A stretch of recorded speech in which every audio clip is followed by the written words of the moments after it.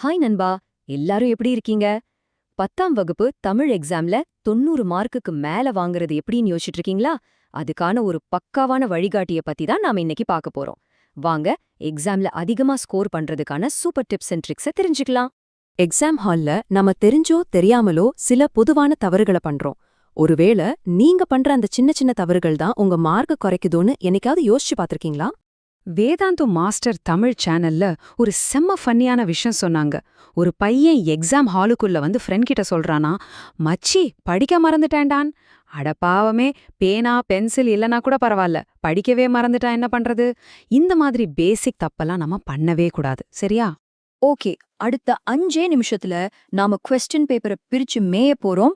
முக்கியமான இலக்கண கான்செப்ட்ஸ், அதுவும் இல்லாம ஜெயிக்கிறதுக்கான டாப் ஸ்ட்ராட்டஜிஸ் எல்லாத்தையும் பார்க்கலாம். ரெடியா?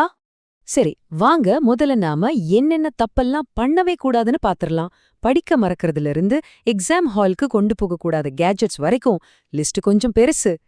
பொதுவா ஸ்டூடெண்ட்ஸ் பண்ற மூணே பெரிய தப்பு இதுதான். எக்ஸாமுக்கு சரியா ப்ரிப்பேர் பண்ணாதது, டைம் மேனேஜ்மெண்ட் சுத்தமா இல்லாதது, அப்புறம் கொஸ்டின் பேப்பரை அரைகுறையா படிக்கிறது. இதுல நீங்க எந்த கேட்டகரின்னு கொஞ்சம் யோசிச்சு பாருங்க.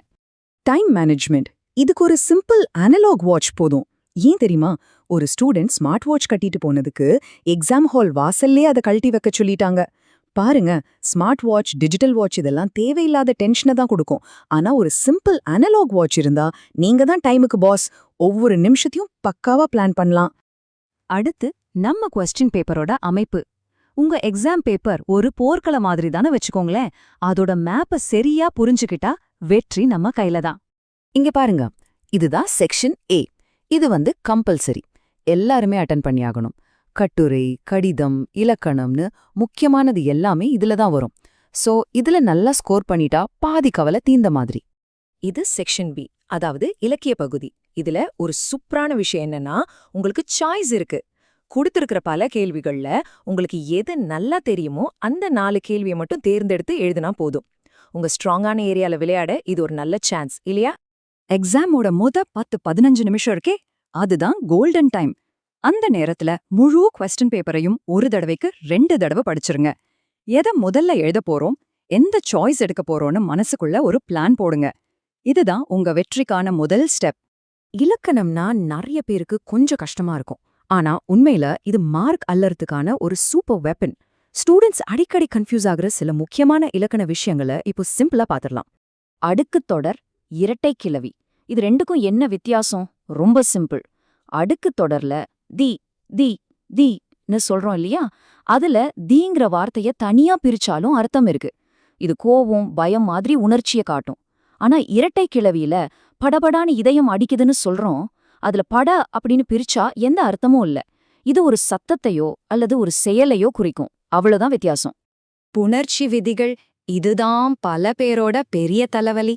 கவலையே படாதீங்க, இத நாம இப்போ ரொம்ப சுலபமா புரிஞ்சுக்க போறோம்.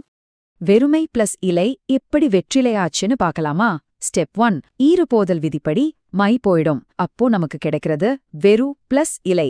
ஸ்டெப் 2, தன் ஒற்று இரட்டல் விதிப்படி ரூ இரட்டிக்கும், அதாவது அது ட்ரூ ஆக மாறும். இப்போ வெற்று பிளஸ் இலைன்னு இருக்கு.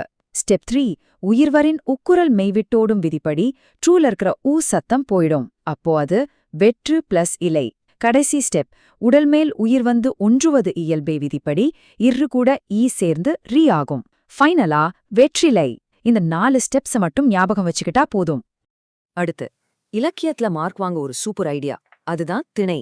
சங்க இலக்கிய கவிதைகளை புரிஞ்சுக்க இது ஒரு கீ மாதிரி. ஒவ்வொரு கவிதையும் எந்த இடத்துல எந்த மாதிரி மக்கள் மத்தியில நடக்குதுன்னு புரிஞ்சுக்க இந்த திணை கான்செப்ட் ரொம்ப ஹெல்ப் பண்ணும்.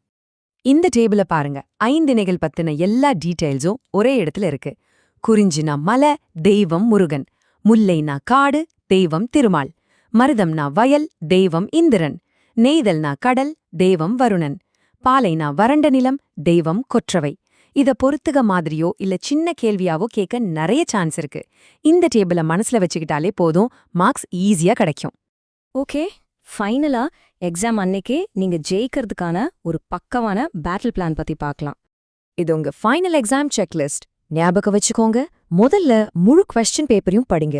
2வது, டைம் பார்க்க ஒரு சிம்பிள் வாட்ச் கட்டிட்டு போங்க. 3வது, முடிஞ்ச வரைக்கும் ஆர்டரா ஆன்சர் பண்ணுங்க.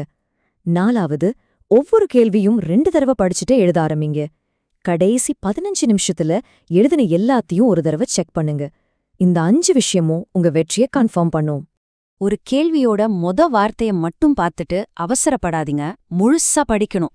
உதாரணத்துக்கு வினைத்தொகையை விளக்குகன்னு இருக்கிறதுக்கும் கீழ்கண்டவற்றில் வினைத்தொகை எதுன்னு கேக்குறதுக்கும் வித்தியாசம் இருக்கு இல்லையா?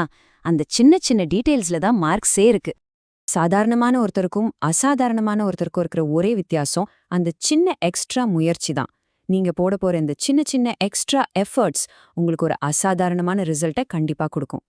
இப்ப பாருங்க, உங்ககிட்ட நாலேஜ் இருக்கு, அதை எப்படி ஜெயிக்கிற மாதிரி பிரசன்ட் பண்ணணும்னு ஸ்ட்ராட்டஜியும் இருக்கு.